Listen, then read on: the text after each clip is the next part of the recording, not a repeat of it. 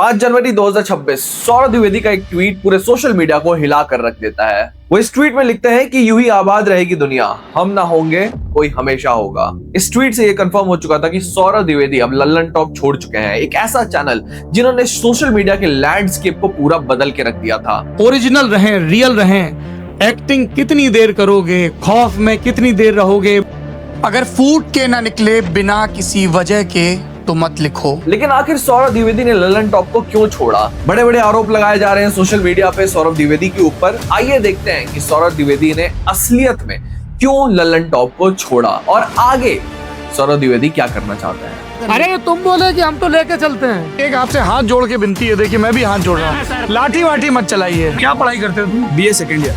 किस सब्जेक्ट में? बीए। अरे सब्जेक्ट होगा ना बीए में कोई। Plain BA plain. Lallantop के बाद अब क्या? ये सवाल सिर्फ आप नहीं पूछ रहे, ये सवाल मैं खुद से भी पूछ रहा हूं।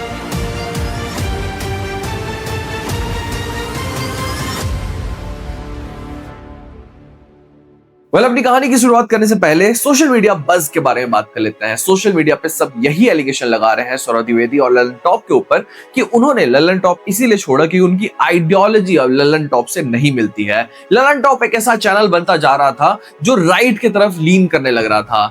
लल्लन टॉप 2016 में शुरू हुआ था, एक ऐसा चैनल बन के उभरा ये जिसको सोशल मीडिया पे लोग इसीलिए सिर्फ फॉलो करते थे क्योंकि ये सेंट्रिस्ट खबर दिखाता था। ना अपने वर्ड्स को लेकर मैं बहुत चूजी रहूंगा, लेकिन सौरभ द्विवेदी शुरुआत से ही centre to the left leaning रहे हैं। वो सरकार की बुराइयां भी करते हुए आए हैं, सरकार की अच्छाइयां भी करते हुए आए हैं। और लल्लन टॉप को शुरुआत से लोग रेस्पेक्ट ही इसलिए करते थे क्योंकि वो कहीं ना कहीं दोनों तरफ की स्टोरी दिखाता था। ना सौरभ द्विवेदी ने ही लल्लन टॉप को फाउंड किया था, लेकिन ये शुरुआत से ही इंडिया ग्रुप के अंडर आता था। इंडिया ग्रुप के अंदर और सारे भी न्यूज चैनल्स आते हैं जो कंप्लीटली राइट लीनिंग है। ये चैनल 2016 से लगातार यूट्यूब पे ही वीडियोस प्रोड्यूस करते हुए आ रहा था, कभी भी ये टीवी पे नहीं आने वाला था। Internet loved Saurabh Dwivedi. सबसे पहले सौरभ द्विवेदी के बारे में आपको ये बात जानने की जरूरत है कि इन्होंने कुछ नया जर्नलिज्म शुरू नहीं किया था 2016 में। ये 2005-2006 से लगातार जर्नलिज्म करते हुए आ रहे थे। अलग अलग ग्रुप्स के साथ इन्होंने जर्नलिज्म किया था एज ए जर्नलिस्ट, और कहीं कहीं एज ए रिपोर्टर भी इन्होंने काम कर रखा था। सौरभ द्विवेदी को पता था सही और गलत क्या होता है, लेकिन उनको ये भी पता था कि एज एन एंकर उनको हमेशा सेंटर में ही रहना है, चाहे उनके पर्सनल प्रेफरेंसेस कुछ भी हो।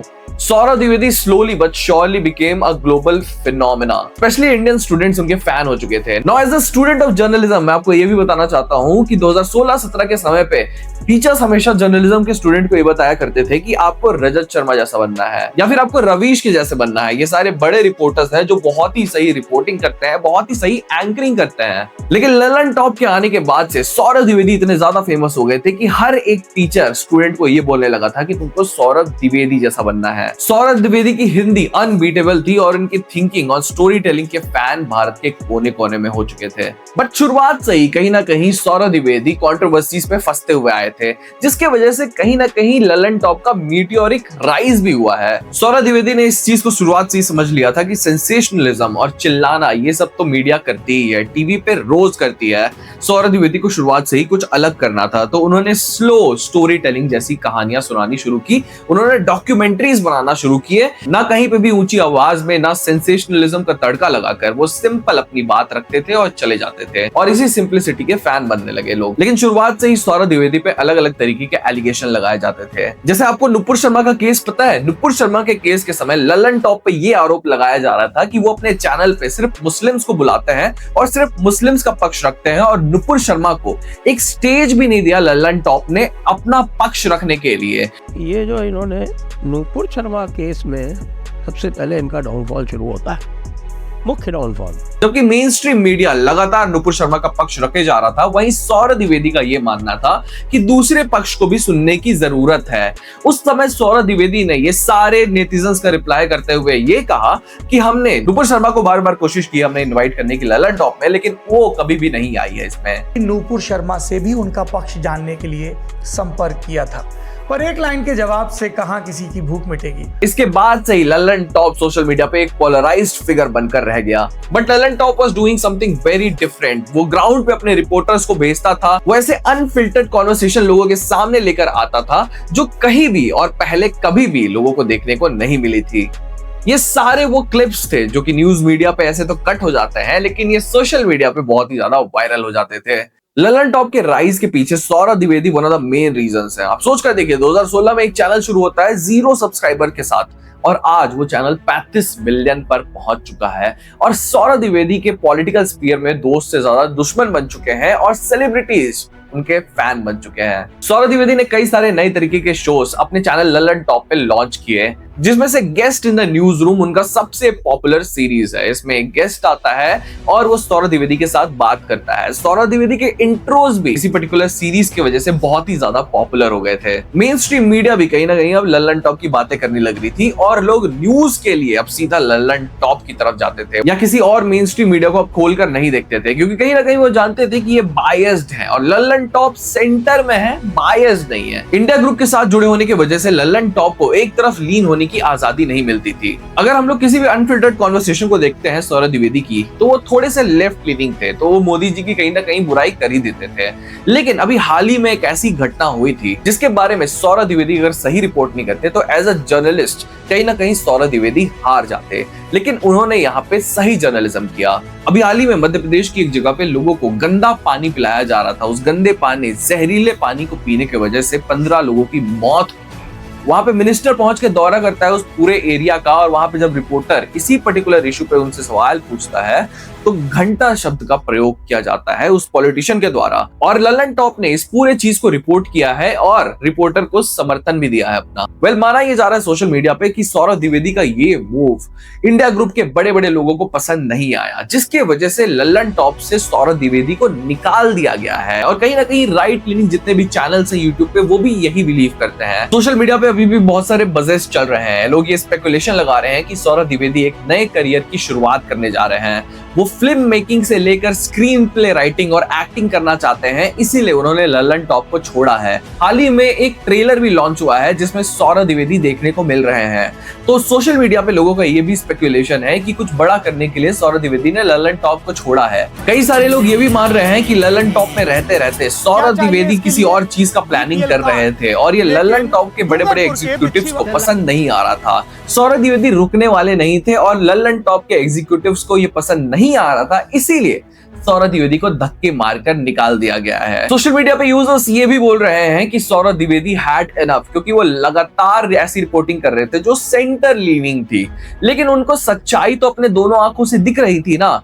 ऐसी बड़े बड़े रिपोर्टर्स और जर्नलिस्ट जो होते हैं उनके जिंदगी में एक चांस आता है उनके पास, जब उनको चूज करना पड़ता है कि राइट और रॉन्ग क्या है। ऐसा ही एक चांस रवीश कुमार के पास भी आया था जब इंडिया टीवी को किसने खरीद लिया था? अडानी ने खरीद लिया था। रवीश कुमार को समझ में आ गया था कि ये मेरे पूरे जितने भी ओपिनियंस हैं उनको दबा देंगे, तो मेरे को क्या करना चाहिए? मेरे को इस पूरे चैनल को छोड़ देना चाहिए और अपना कुछ इंडिपेंडेंट शुरू करना चाहिए, जहां जिस चीज में मैं विश्वास करता हूं उस चीज के बारे में मैं एटलीस्ट बोल तो पाऊंगा, मेरे पास फ्रीडम ऑफ स्पीच तो रहेगी। तो सोशल मीडिया पे लोग ये भी स्पेकुलेट कर रहे हैं कि सौरभ द्विवेदी की आवाज को दबाने की कोशिश की जा रही थी ललन टॉप में, और ये चीज सौरभ द्विवेदी कभी भी सहने नहीं वाले थे, क्योंकि सौरभ द्विवेदी अब सिर्फ जर्नलिस्ट बनकर नहीं रह गए हैं, he has become an inspiration and motivation for thousands of people actually. आप कभी कॉलेज इवेंट्स देखिए सौरभ द्विवेदी के, वैसे तो कॉलेज इवेंट्स में बच्चों को अटेंडेंस दी जाती है ये सारे इवेंट्स अटेंड करने के लिए, बट किसी भी कॉलेज में जब सौरभ द्विवेदी जी जाते थे वहां के बच्चे खुद अपनी क्लासेस छोड़कर सौरभ द्विवेदी के स्पीचेस को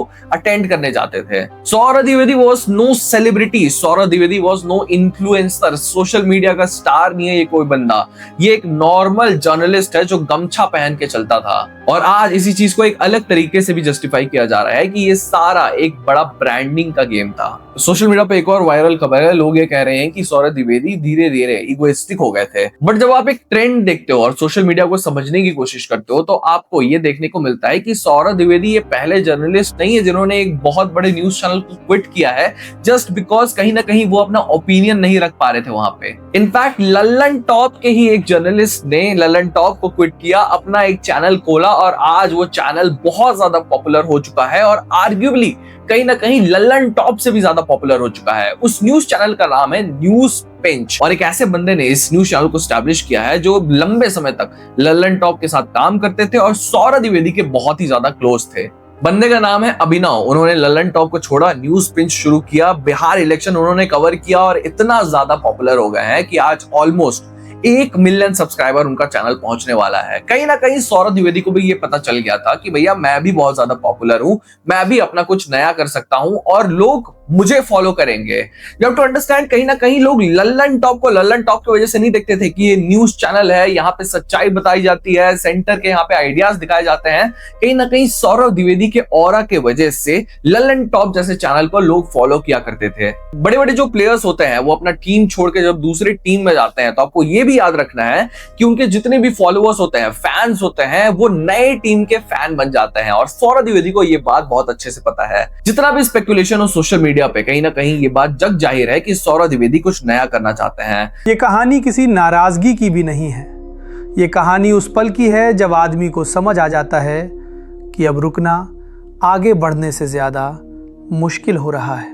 वो सालों से ये बात करते हुए आए हैं कि कैसे वो एक स्क्रीन पे राइटर बनना चाहते हैं, एक एक्टर बनना चाहते हैं, और अब जब उनको अपॉर्चुनिटी मिलने लगी है, मुझे ऐसा लगता है कि सौरभ द्विवेदी कुछ नया चीज करना चाह रहे हैं। वेल, वो जो भी करेंगे राइट के हिसाब से सौरभ द्विवेदी कभी भी सक्सेसफुल नहीं हो पाएंगे अकेले, ये राइट का मानना है। लेकिन सौरभ द्विवेदी की किस्मत उनके खुद के हाथों में है, और जो जज्बा और जो टैलेंट सौरभ द्विवेदी में है, बहुत कम जर्नलिस्ट में वैसा टैलेंट होता है। अगेन राइट, ऐसे लोग जो सौरभ द्विवेदी के यहाँ पे बुराई कर रहे हैं और ऐसे जर्नलिस्ट को सपोर्ट करते हैं जो आए दिन सिर्फ एक तरफ की बातें करते हैं, यू हैव टू अंडरस्टैंड कि आप ऐसे जर्नलिस्ट को अगर देशद्रोही बोलते हो या फिर ऐसे लोगों को देशद्रोही बोलते हो, सबसे बड़े देशद्रोही आप होते हो, जो सच्चाई नहीं दिखाता है, जो गवर्नमेंट आपके साथ बुराई कर रहा है उसे नहीं दिखाता है। आप नहीं चाहते हो भारत आगे बढ़े, आप नहीं चाहते हो भारत के लोग सच जाने और अपना वोट सही जगह पर डालें। Well, wishing Saurabh Dwivedi all the best. उनका जब भी कुछ नया शुरू होगा उसके बारे में भी जरूर बात करेंगे हम, और हम ऐसी वीडियोस बनाते रहते हैं, तो हमारे चैनल को सब्सक्राइब करके जाना मत भूलिएगा। आज की वीडियो से इतना ही, मिलते हैं अगले वीडियो में।